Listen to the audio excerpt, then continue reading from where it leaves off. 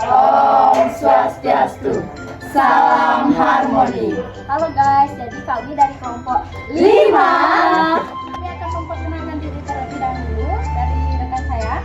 Perkenalkan, nama saya Nurul Anissa Dewi dengan NIM 221131590. Saya Kadek Nana Julianti dengan NIM 2211031615. Saya Renata Dewi dengan NIM 2211031589. Saya Imada Yogi Pranita dengan NIM 2211031598. Saya Romang Yersa Fitri dengan NIM 2211031074. Saya Nuputri Rama Sandabani dengan nomor 1211031482. Jadi kami dari kelompok 5 akan membuat video tentang konsep gerak. Check it out! Konsep gerak adalah tahapan untuk mengembangkan dan mematangkan keterampilan gerak anak dengan meliputi gerak dasar anak. Nah, pada video kali ini kelompok kami akan memberikan contoh gerak lurus beraturan dan gerak lurus berubah beraturan atau GLB dan GLBB dalam kehidupan sehari-hari.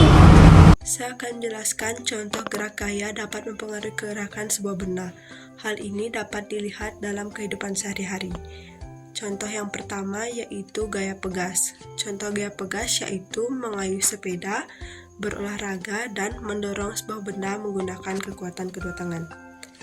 Contoh yang kedua yaitu gerakan karena gaya pegas.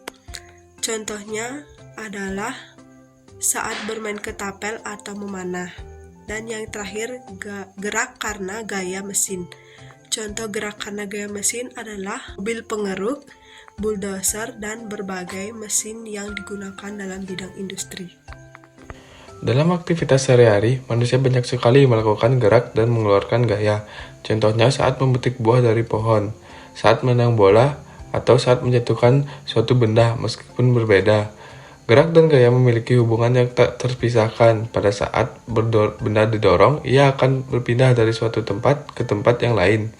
Inilah yang dinamakan gerak. Jadi, yang dimaksud dengan gerak adalah perpindahan posisi benda dari tempat asalnya karena adanya gaya. Kami dari kelompok 5 akan membuat contoh video dari GLB dan juga GLBB dalam kehidupan sehari-hari. Nah, untuk contoh video dari GLB akan kami sajikan dalam bentuk animasi. Untuk itu, silahkan simak videonya dengan baik.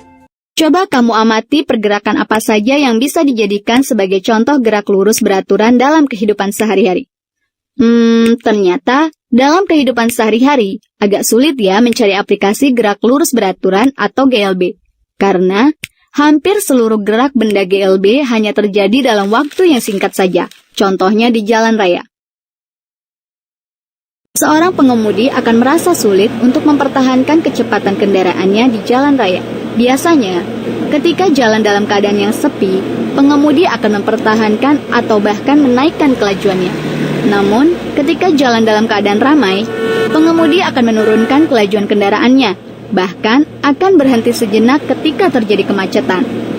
Jika saja pengemudi dapat menjalankan kendaraannya dengan kelajuan tetap, atau melakukan gerak lurus beraturan, ini hanya berlangsung singkat.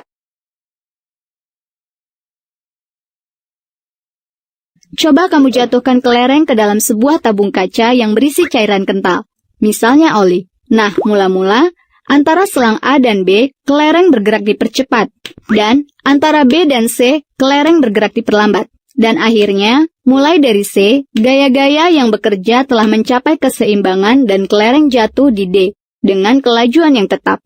Perhatikanlah jarak antara dua kedudukan kelereng yang berdekatan semakin berkurang. Nah, dalam selang C dan D ini, kelereng dikatakan mengalami gerak lurus beraturan. GLBB diperlambat adalah gerak yang kecepatannya benda selalu berkurang setiap detiknya hingga benda tersebut berhenti.